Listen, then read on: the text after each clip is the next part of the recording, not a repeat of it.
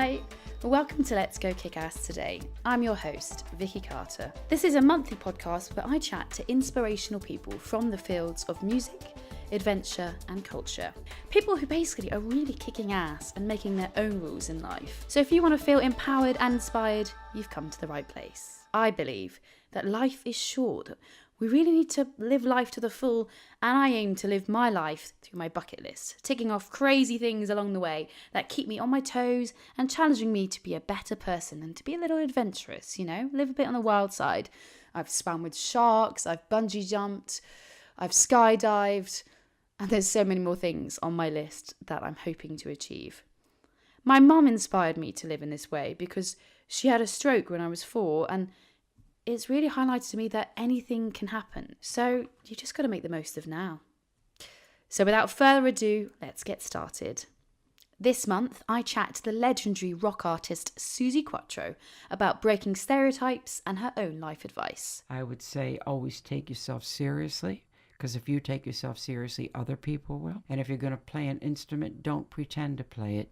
Play it. Susan Ronaldson from Status Row, just an ordinary woman doing something extraordinary. Life for me is not about measured in days, it's what you do with it and the experience of it. And to not have done this amazing thing would have been a bigger risk of, happiness and fulfillment in life. And I talk sex with Project Pleasure and why we need to talk about it. I feel like one thing I've really gained from the podcast is realising that penetrative sex isn't sex, it's a part of it. First up, I managed to grab a quick chat with the iconic rock vocalist Suzi Quatro about her career that stemmed over decades and her fantastic new album, No Control. So, I'm here with the global rock legend, singer, songwriter, musician, record producer, actress, poet, author, radio presenter, mum. Is there anything you can't do? I can't keep quiet for long. Wow, that's fantastic. So what really inspired you to become a musician? Well, I come from a musical family. My father was a musician his entire life. He didn't stop till he was 89. 5 kids, we all play many instruments.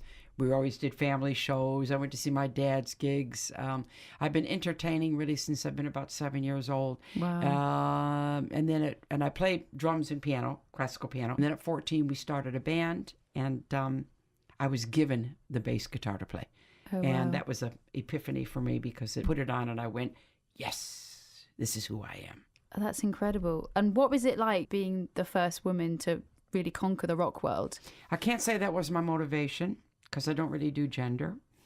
I was just being me. I never called myself a female musician. I called myself a musician. And it was only till I started having hits and the interviewers were coming in saying, oh, you're the first woman I've done. Oh, I guess I am. I didn't have a role model. I'm proud that I did that. It wasn't my motivation, but thank God I did, because it was a door that needed to be open. And you've rocked it in leather. I mean, you always look cool. What's your secret? Have you always been this cool or just naturally? I've always been a bit of a tomboy. I'm not a real makeup person. I wear it when I have to. But I don't know. I've just always been me. I'm a one-off. My dad said to me one time, oh, Suzi, when they made you, they threw away the mold. And before I could say thank you, he said, thank goodness. Oh, that's wonderful. That's so lovely. Out of all the things that you've achieved, is there anything that you're most proud of? Yeah. I think being known around the world for so many years and remaining normal and approachable, that's what I'm most proud of. Oh, that's wonderful. And I know that you've got a bucket list. Is there anything that you're aiming to achieve this year? Well, I mean, I want to see my album in the charts because I'm so proud of it, the new album. I'm sure it will be. I'm working so much this year. I'm nonstop. I'm in Australia twice, UK Arena Tour in April. I'd like a movie of my life to be done. A movie, not the documentary, which is coming out. Yeah. A movie. I'd like to see somebody play me. Ooh. That would be good. Be spooky. Yeah, no, it'd be fantastic. Well, we've put it out in the universe. So I'm There sure you the go. universe It's will out listen. there. Yeah, definitely. And how do you keep motivated and on it? You can only keep motivated if you love something. And I love what I do. And I still have so much to say. Yeah. And what solid advice would you give to young women out there who are finding things challenging or want to follow their dreams but unsure how to? I would say make sure that you want to do this as a job because it's not an easy job. I would say always take yourself seriously, because if you take yourself seriously, other people will. And if you're going to play an instrument, don't pretend to play it. Play it.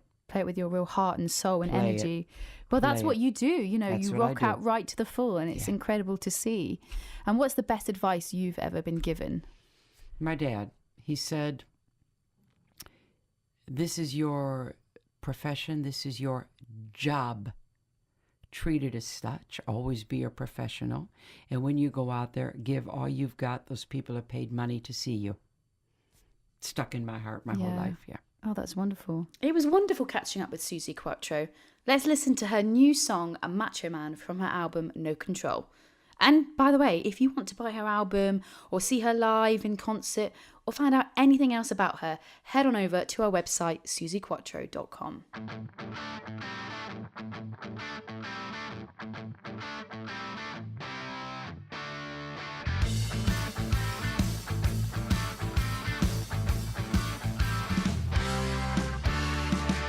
You don't get it, you can't hear it, you don't mean it.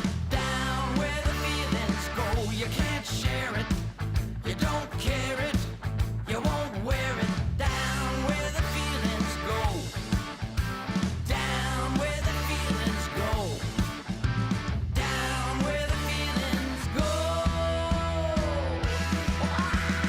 Oh, macho man, you won't play the game. Macho man, you got yourself to blame. So take your ego trip and slide away. Macho man, you can't let it show.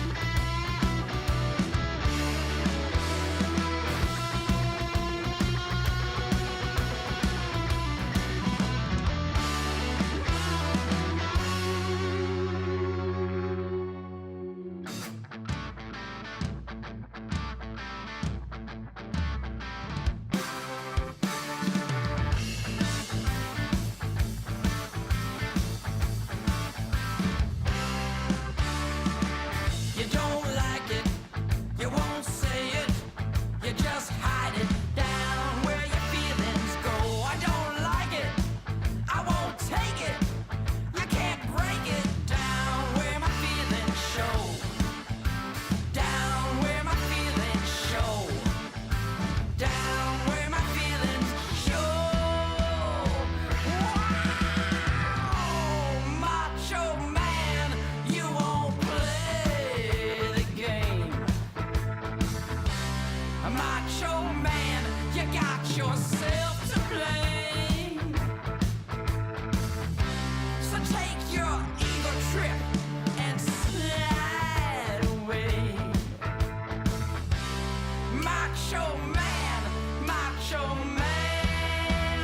you can't let it, you can't let it, you can't let it. Wow! Macho man, get out of my life. Down where your feelings go. Macho man. Down where your feelings go. Oh yeah. Down where your feelings go, you can't take it. Oh yeah. Down where your feelings go.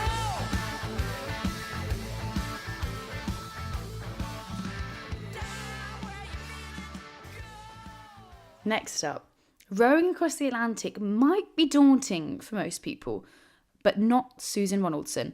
I chat to her about why she decided to take up this huge challenge and how it's changed her life. You were part of 3 for this team status row. How did you overcome obstacles or keep your motivation high? Because at the end of the day, you surely must have at some points got on each other's nerves.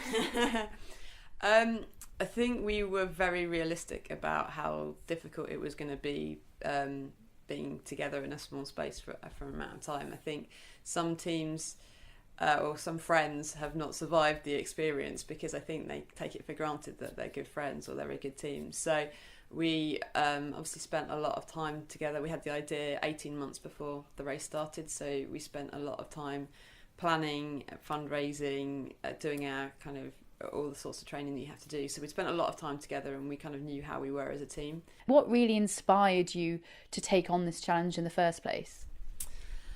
It's a good question that I keep asking myself. So, I mean, the kind of story of it is that I met Caroline and Jess on an indoor climbing course, and we went climbing for 2 years every Wednesday night, but were really rubbish at it. We never got really much better at it, but we became really good friends, and we would come up with like different challenges that we could do, like swimming the Channel or doing a marathon across the Sahara, and none of these things ever really kind of captured us. And then Caroline saw a documentary on some women who rode the Pacific and came as like, ocean rowing is a thing. And I had seen the Atlantic rowing race before. I'd seen particularly some 4 moms from Yorkshire who had famously done it, and it had kind of captured my imagination before, but I'd never thought of myself doing it. And suddenly someone saying, should we do this? I was instantly yes. You know, it's like that opportunity presented itself. And I can't really 100% put into words why, but I think it was just the challenge and the opportunity to do something completely different and something that's beyond your comprehension. And I always kind of say to people, like, if you're thinking about a marathon or a long swim, you can kind of comprehend what that means because everyone's run a bit or everyone's swam a bit, and therefore it seems quite difficult. But rowing across the whole ocean, you can't really 100% comprehend that, and I think that's what sort of appeals about it, because you're kind of putting yourself a bit into the unknown and you can't fully prepare yourself, and that's just incredibly exciting. So definitely the challenge of it, doing something extraordinary, something out of the ordinary, and then we were really clear that if we were going to do this big adventure, we wanted to have some purpose for it. So we thought if we were rowing an ocean, we wanted to promote saving an ocean. So very much the kind of second objective of our kind of status row is to kind of promote the issue of plastic pollution and to support the Marine Conservation Society. We kind of had this parallel between it seems impossible to row an ocean, but actually it's just a series of strokes of the oar, a series of small actions. And while plastic pollution also seems kind of a big impossible thing, again, it's just us all as individuals taking small actions to kind of use reusable cups, use a reusable bag, be careful about how we kind of recycle and dispose of the plastic we use. I can see it really clearly, the two parallels. What do you think we as society should be pushing more to do to take those small steps? I mean, is it education? Is it programs? What is it? I think it's a lot of things, but one of the reasons we like this issue so much is because we felt, although we do need governments to do things, we do need business to do things, it's something that we can all do as individuals and we can kind of start tomorrow. So it's, you know, it is actually relatively easy to kind of change our habits. And I think we felt like educating people on that is important, because I had a little bit of an idea about the problem of plastic pollution, but when we chose this issue, it was pre-Blue Planet, and I think I didn't really understand the kind of full extent, and I had quite a bad plastic habit, to be honest. You know, I'd buy kind of water bottles and a lot of convenience food. And it's only when you find out about the kind of extent, so 8 million tonnes of plastic go into the oceans every year. And, you know, if we continue at this rate, there'll be more plastic in the ocean than fish by 2050. And you can imagine the impact on our environment. But what we probably don't really know the extent of is how much impact it has on human beings. Because if it's getting into the food chain, if it's getting to the water supply, what impact is it going to have on us? So hopefully educating people of the scale of the problem, the potential impact of the problem, will get people really thinking about their own habits. And as I said, as individuals, we can kind of start making a difference tomorrow. You spoke earlier about the training process. How grueling was it? What did you have to do? As I said, the kind of training, it was actually part physical. But when I kind of took on the challenge, I went climbing a bit every week, but I was really unfit. And I kind of refer to this as being the kind of, if you had the couch to 5K, this was the couch to 3,000 miles for me. None of us had rowed before at all, but when we signed up to do the challenge. It was a lot of time in the gym, getting fit and getting strong in particular. But then we had to do things like learning navigation and sea survival and first aid at sea and kind of all those extra kind of skills that maybe people don't think about as well as we were talking about earlier about the importance of teamwork and learning to work as a team. But what I actually found in the reality of the challenge, but really it is about kind of the mental endurance of it. So we were rowing for 12 to 14 hours a day each, and to, obviously that sounds physical, but to every single day to kind of persevere through that, be in that kind of small confined space, and have a really kind of fixed routine where you don't have any choice. You have to get up twice in the middle of the night to row for a few hours. You have to keep going hour after hour after hour, but day after day after day for 61 days to kind of keep yourself going. It's really kind of the mental challenge of like, how do you kind of keep yourself going in a difficult environment and difficult circumstances. Yeah, I'm kind of in shock. My face just then was like, oh my God. So you have to wake up twice in the night for 61 days, no option, not having the freedom, and then you're in this 7x2 space. Yeah, so kind of traditionally in ocean rowing, people do shifts of 2 hours, so 2 hours on, 2 hours off. That doesn't quite work because we were a trio. So what we would do in the 12 hours of daylight, we would row for 2 hours on and only 1 hour break. So sleep deprivation is a really big thing. Do you think you'll take on any similar challenges in the future? I don't know. I mean, I think it's kind of addictive. There is something incredible about having a really kind of firm target and a really firm goal and a big challenge. I found that throughout the 18 months preparation, it would make you push yourself further than you thought that you could go. So, you know, things like doing public speaking when you don't necessarily like public speaking. Like, I've never done kind of fundraising, and we had to, you know, it costs £100,000 to do this. So we had to do a lot of kind of fundraising, both in companies and individuals, obviously our own money as well. Organising events, like a whole variety of different things. The rowing itself, that you never imagined that you would do, and then you're doing it, and that is incredible. Like, and you can do it because you have that ultimate goal.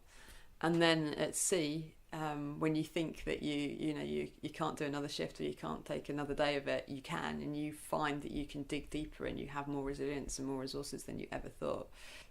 I think your question about will I do another challenge, I think having that in your life is really empowering and inspirational to yourself, to kind of have that target that makes you not only do the thing itself, but the everything that surrounds it.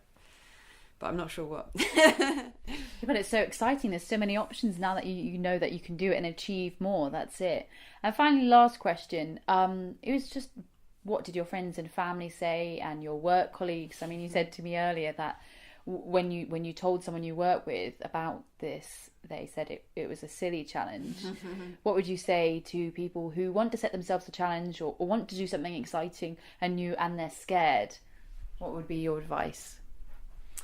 I'll definitely go for it. I think one of the reasons why I think people reacted the way to kind of rowing the Atlantic was not kind of, it seems like a really risky thing to do, but actually it's only risky if you don't do it in a sensible right way. So you have to really understand what you're taking on, understand the risks, and then you manage them. And you manage them by doing the right training, doing the right qualifications, having the right equipment, having the right kind of support and advice.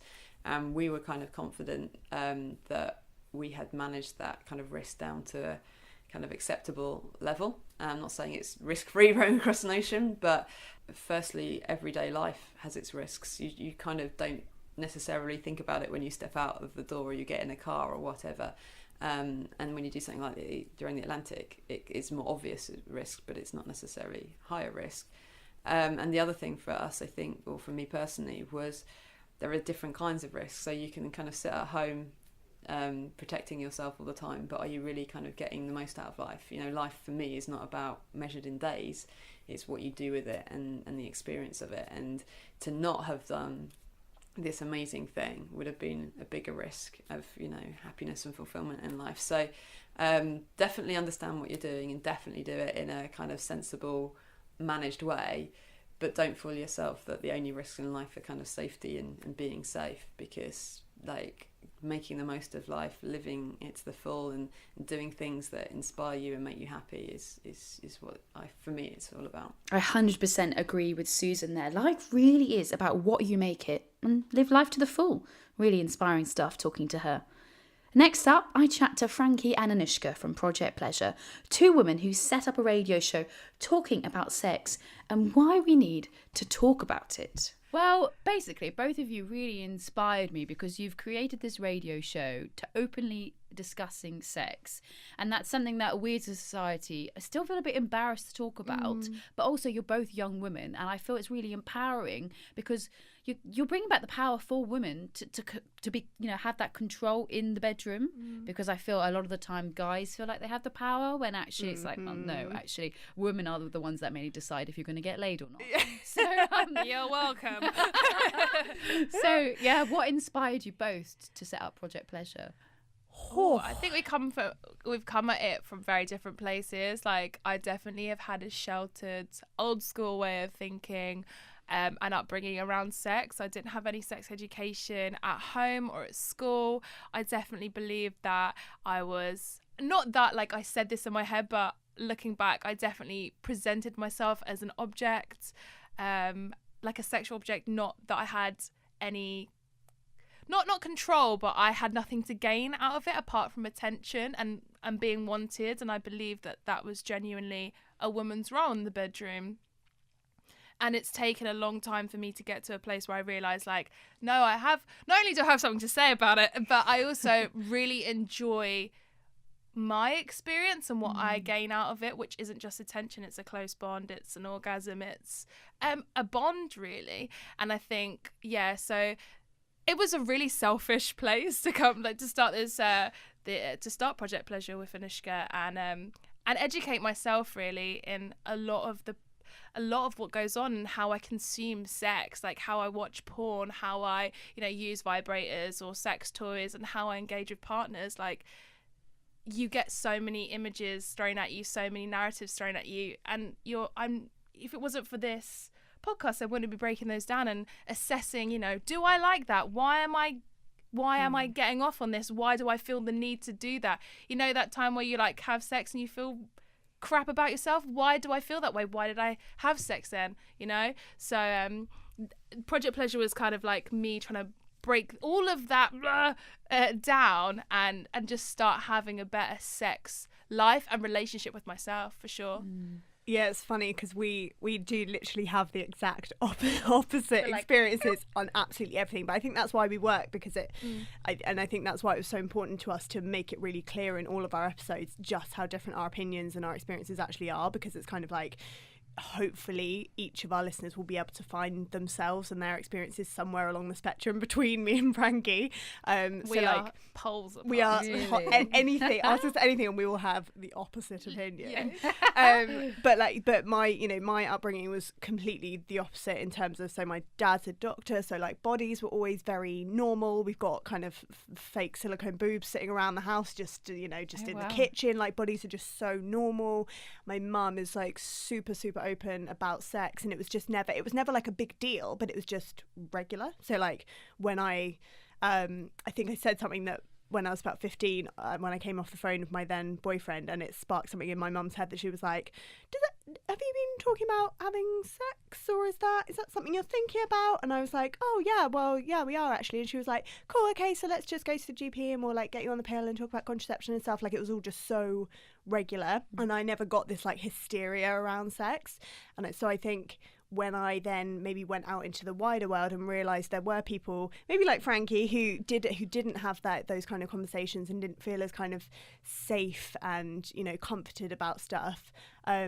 My impetus for doing this was very much like, it really makes me sad that other people don't feel as comfortable about it as I do, and what can I do to, it's almost like, I mean, certainly when we started Project Pleasure, there was a little bit of us that was like, why us? Like, we don't necessarily have any background, we're not sexologists, whatever. But actually, the fact that we feel comfortable talking about it kind of is a responsibility, because, and that's what's so great about audio, is that we can talk in that one person's ears, and they can kind of take on those conversations in their own time. They can process those things in their own time. They can, they don't have to talk about it themselves yet, but they can hear us talking about it, and hopefully that will make them feel safer. Yeah, I think definitely for me as well, like sometimes I forget that we're in a bubble. We've created this space that we can openly and safely talk about sex and not feel like persecuted or shamed. And I never want to take that for granted, but I forget that other people don't have that. And so like we're at a funny place right now where people message us online or they come up to us at house party like, I listen to your podcast, I have this question, and I'm like, I am not an expert, ma'am.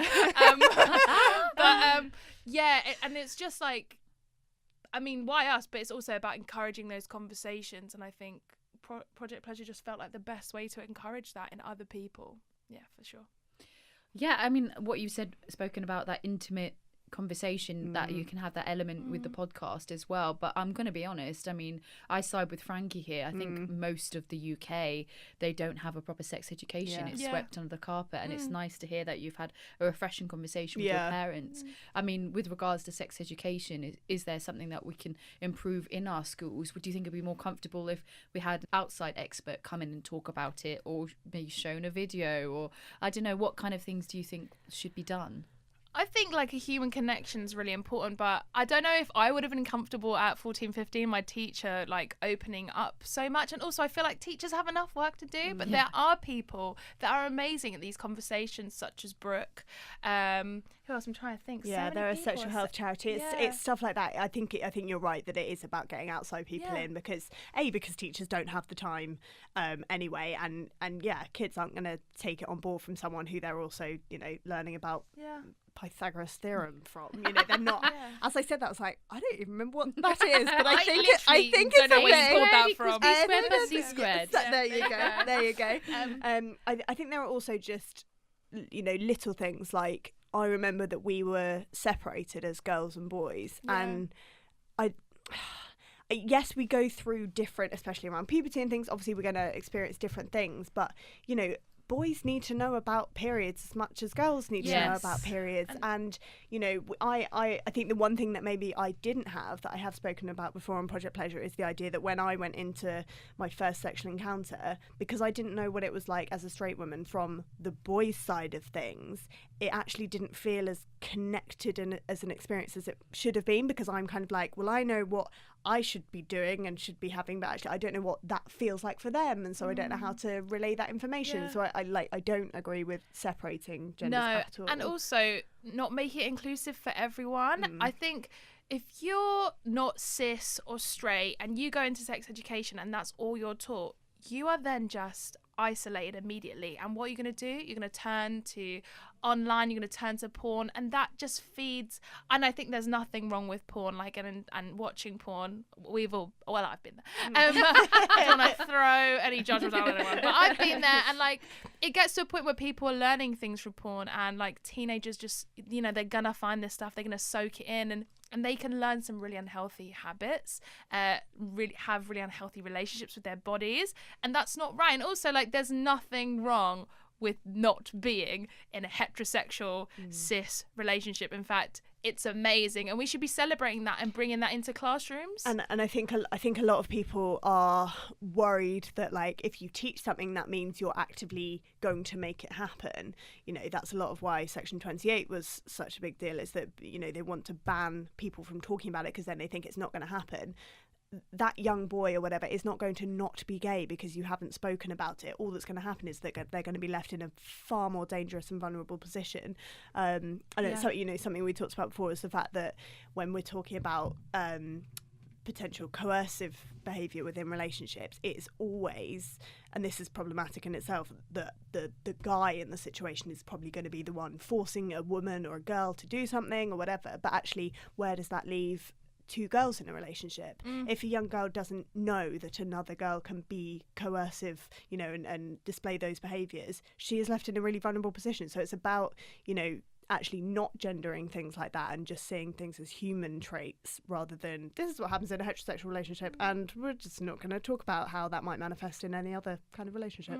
It's really dangerous.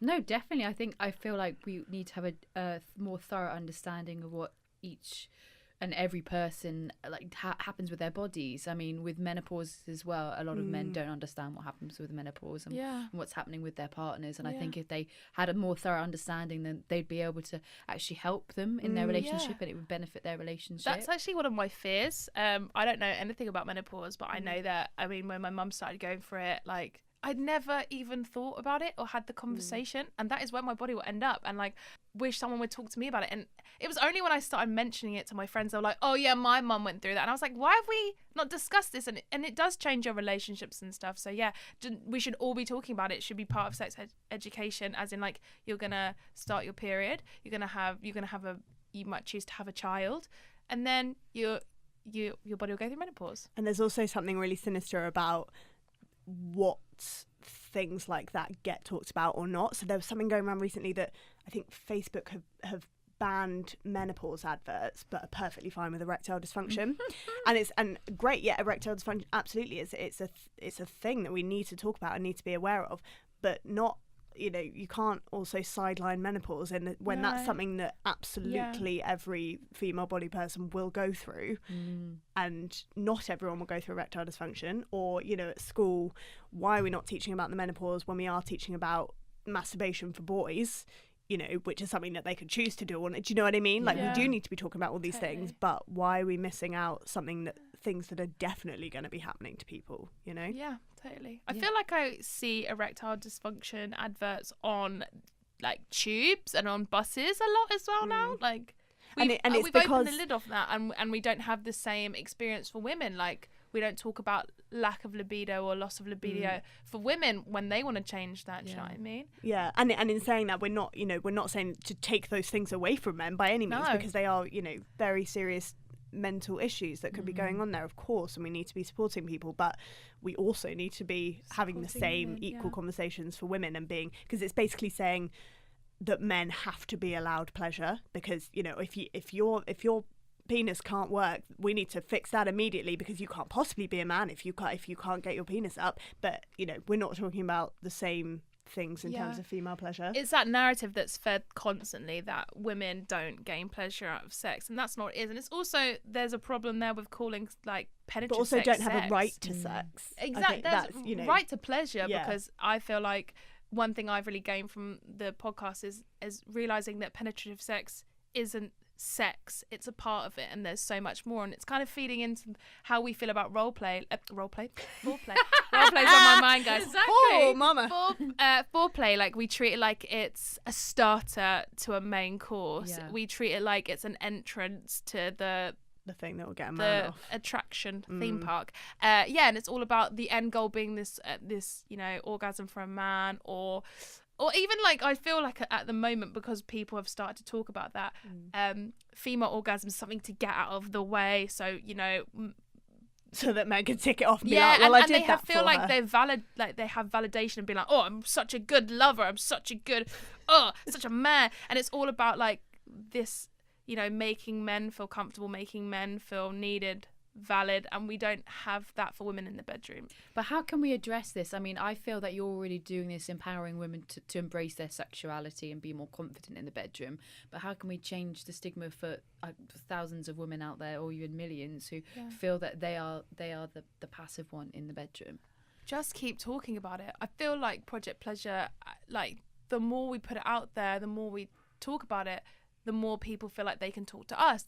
Then they have that knowledge to pass on to their friends. It's about that. Sometimes it's just word of mouth, and it is changing education. You know, if it's not changing in schools, which is completely unfortunate, and you can change it in your home, and I think that's really important. This one thing I really wish I had, like, is conversation at home, because maybe I wouldn't have been comfortable at school, but if I feel like it maybe been normalised at home and there was no shame around it, maybe I'd have a different attitude, being like, they're not teaching that at school, but, you know, and like start saying to my 16-year-old friends, like, blah blah blah this, blah blah blah that, because I had a big mouth. So and I think people in the media have a big role to play as well, in terms of what was I thinking about the other day, that, even just the way, again, it's tiny little things that on their own you don't think are a big deal, but it all adds up to what young women especially kind of see as their role in sex. So things like, you know, you'll get so many articles that are like, if you go on top, then, you know, he'll get a great view. And sorry, what 5 great positions for him. Right. What 8 ways to article give the is best sitting there blowjob. saying when, you know, when he's on top being like, oh, you know, whip your head back so that she gets a great view. Like, no one is saying that. So it's like women are always being told to be the performing ones. So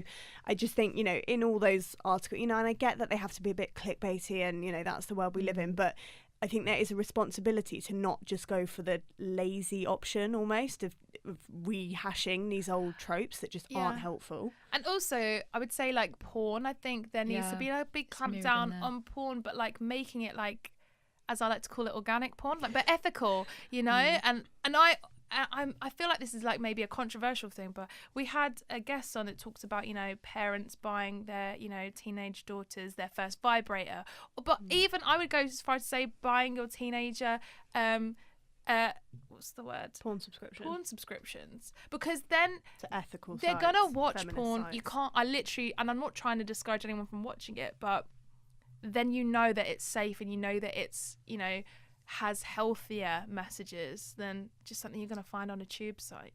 Well, exactly what you were saying before about, you know, it's these unrealistic views of your own body and, you know, relationships as well. Yeah. And so you were saying before about how you'd feel if your parents bought you something when you were 16 or something. How do your family members respond to the podcast now? My family, I won't lie, my family doesn't listen. And they've listened to some, and I can understand. They've had enough now. Yeah, yeah. They can listen to some, and I find it funny how they react. Some of them like are uncomfortable with me talking about it, and I completely understand why. And it has led me to some conversations where I'm uncomfortable, but I know it's important to say because I still care about their pleasure, well-being, even though they might be my grandparents or my mum or my sister. And me and my sister have a way more open relationship now, and I love that, and I wouldn't change that for anything. But yes, some people in my family find it hard. Sometimes they'll tune into a, you know, episode about the female body, and my grandpa will say the word hymen about 50 times. You know, my dad has given it to women around it. He's probably the best one.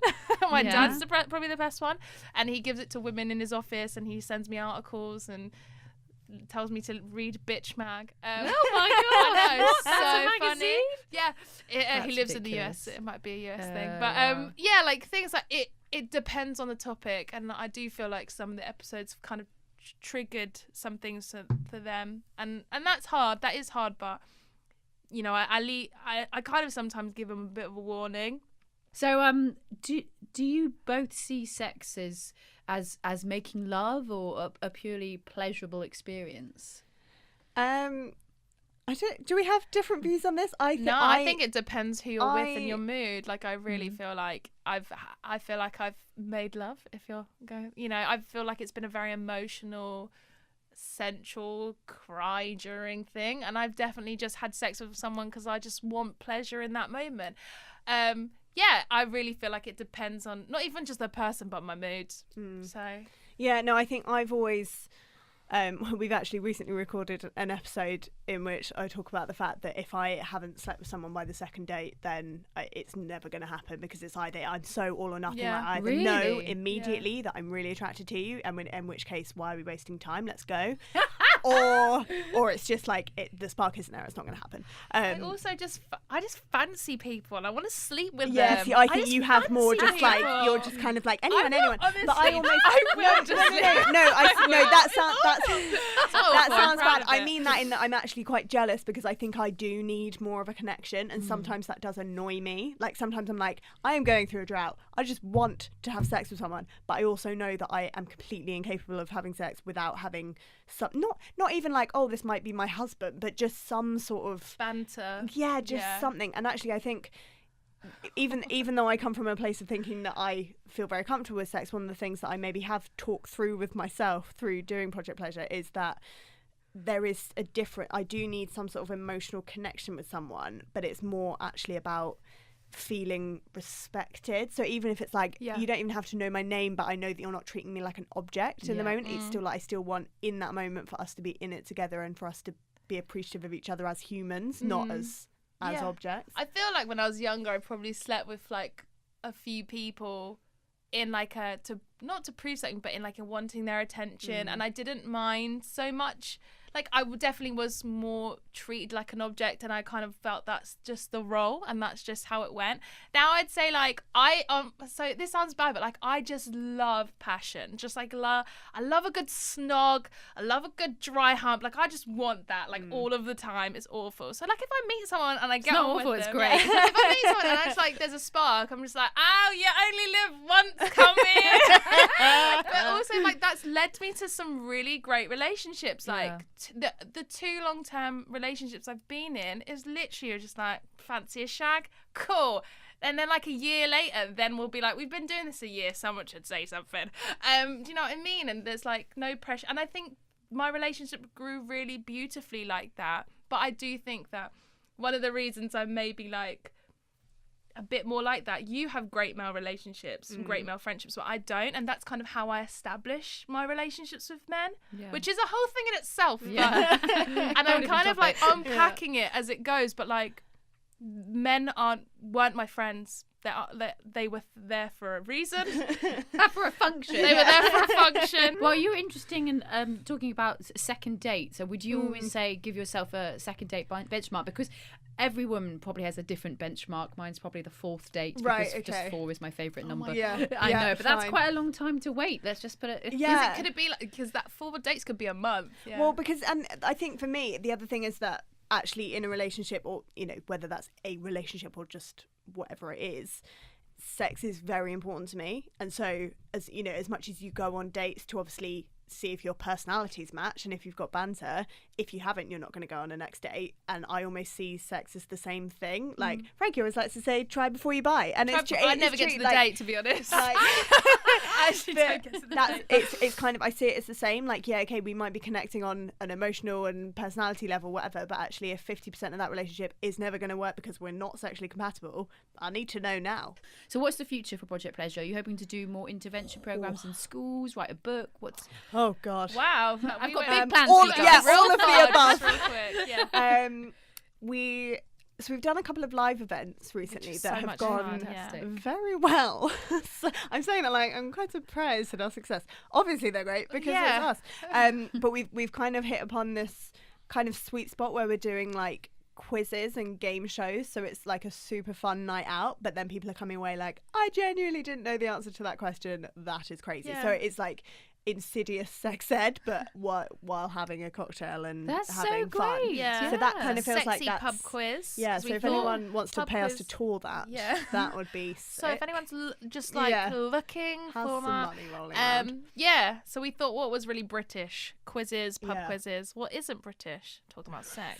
But also, merge the two together. I mean, you could have like who can put a condom on the cucumber the quickest. We did. That was a tiebreaker. That one. And it's really quickly. It went very quick. But it's just the fact that like, you know, we put people in teams, and in order to discuss what the answer to our question would be, they have to discuss sex. So like it's not like we sat there and said, tell us about your sex life, but by the by they are talking about it, and then hopefully by the end they're like, oh, okay, I have actually felt quite comfortable doing that, fine. Just having a really nice time, having cocktails like you said, like very important, giving out sweets at points, and also getting really, really lush and amazing sex toy prizes. It's nice to work with some brands and kind of you know, get them out there as prizes, and also nice to see the people that listen to the podcast.